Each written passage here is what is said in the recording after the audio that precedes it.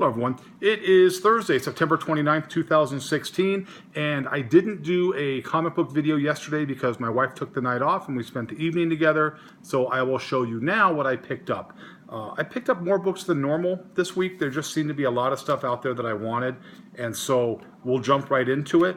I was able to pick up another #1 of 4 Kids Walk Into a Bank, and again, trust me, if you haven't got on this book, get on the book, because a year from now, when they're going to do a TV show on it or something, because it just kind of has that feel, you're going to wish you did. We knew that ultimately this was going to happen with the rebirths. Let me try to find it. Now, I had them in order at one point. Here we go. Batman, the first Batman crossover storyline started this week, and it's called Night of the Monster Men. Part 1 was found in Batman #7, Rebirth. Nightwing #5 had #2, Part 2. And Batman Detective Comics #941 had Part 3. Now, they're going to start doing this, so if you want to stay up with that storyline, be sure to check with your comic book store and, you know, wherever you buy your books from, and find out and make sure that you're staying on that storyline. So far, the story's been pretty good. We'll just kind of see how it goes from there. Some other books I picked up, Wonder Woman #7. I thought that was a really nice cover. You know, just with her with the magic lasso, and it just looked really nice. A book that I've been telling people, I hope you got on this. This is #3, Snot Girl. There's cover 1. And the second cover I picked up of it, different from #3. A book I'm enjoying, also from Image, Fuck Fairyland. It's just a fun book. It's a fun little campy book. I like it. So every time it comes out, I always grab one. This is coming from Action Lab. This was last week, if you remember, when I bought the Zombie Tramp. I showed you the one she was kind of all spread out and, you know, looking kind of graphic there. And I showed that book. Well, this week it was Vamp Blade, and they did pretty much the same type of thing. It's like a Japanese style. The colors are a little bit more vibrant on this, but it's pretty much the same type of, you know, pose as the last one. And then this is the regular one here. It's had Frankenstein on it. You're going to start seeing a lot of Action Lab is real good at putting out Halloween-themed monster horror type books. So I always like Action Lab during that time of month because they come out with some pretty decent stuff. Next on my list, Harley Quinn #4. Deathstroke #3. I had 2 covers of this one. There's cover 1, cover 2. Suicide Squad #3. Trinity came out last week, but I picked up this one this week here. It's kind of a nice little cover there for this Trinity. It's got, you know, Wonder Woman, Superman, Batman on it, like that. #2 of 4 Kids Walk Into a Bank. Again, check that book out. A pretty cool book. It's got some good art, and I'm a big vampire guy, obviously, with my tattoos and everything. So this is Queen of Vampires. And it's, like I said, it's a pretty good storyline. A lot of shops don't carry it because it is kind of from a, you know, kind of a real unknown studio, ARH Comics, and unless you specifically order it. I'm fortunate that one of the books places I go to, the shops I go to pick up my new stuff, this guy gets everything in the sun. So next, one of the, you know, some of the few Marvel things I actually buy, Deadpool. This is annual #1. And then, of course, Spider-Man Deadpool. This is #9, I believe, yes. And I'm not wild about that cover, but, you know, what are you going to do? I did like the cover on the annual. It's kind of an old VCR, VHS throwback feel. You know, so I thought that was pretty neat there. This is pretty cool. It's like a toy variant. This is Teenage Mutant Ninja Turtles #62, the Raphael toy variant right there. It's pretty cool. 2 copies of Rebirth Flash #7. That was copy #1. And then the cover that I really liked, which had Godspeed on it. That was just a really cool cover right there. I like that. I'd love to find like the original artwork for that and just kind of put that in my collection. Next in line for the Rebirth is Batman Beyond #1. There's cover A. And cover the second other cover I got of that book. Suicide Squad number 3. A different cover of Wonder Woman number 7. Pretty nice. Sorry if there's a glare on these books here. And the last book I picked up, I tell you, when I look at some of these books just come out and they kind of talk to me about, hey, you know what?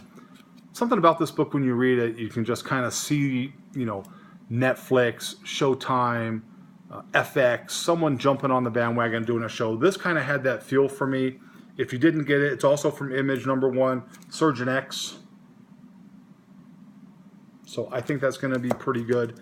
I also picked up, I have a customer who likes, Boundless makes, they have like the Ravening, Jungle Fantasy, Belladonna, Helena, but they do like the nude covers and the adult extreme covers. And I have a customer who comes and I picked up a couple of those for the guy. I'm not going to show those because I certainly don't want to offend anybody on that. And so I was, customer came in. I want to give a shout out to a good customer at my shop, Jeremy. You know who you are, Jeremy. He came in today, bought a nice Batman number 138, 10-cent cover, I believe from 1961. And, you know, a lot of people come in, they're like, oh, I'm looking for this in high grade, looking for that in high grade. 10-cent covers, which is basically Golden Age, early Silver Age, that stuff is drying up. It's drying up real fast. If you see that stuff and you want it, buy it, because it's not going to be around forever, okay? And a couple little things here. Number one, I went to one of my shops today that I pick up some stuff, and I was talking to the owner, and he was like, oh, you got to let me know if you're going to want, you know, what covers you're going to want on Avengers number 1, because they're doing the reboot. And I'm like, what do you mean? What covers do I want for Avengers number 1? And he says, oh, they're doing 52 covers for number 1. 52 covers for number 1. Just like they did with Justice League years ago with the state covers, 52 covers. Marvel. You want to know why DC is throwing dirt on your grave, and companies like Image and Boundless and Boom Studios and Action Lab are taking over? Because you don't need 52 covers of anything. 52 covers? Who has money for that? I don't have money for that. I can't buy 52 covers or something. So I've decided, when he said that, everything I've said about Marvel as it relates to the covers and the poor storylines and the expensive prices, this just icing on the cake. That's the final nail for them with me. I'll continue to buy the Deadpool, Spider-Man, because I like that, and a book every once in a while. But as far as like, look, I'm done. I am. You keep rebooting this stuff. If you're going to reboot it, come out with strong storylines and not all these different covers, because people get tired of that. That's why you're losing customers.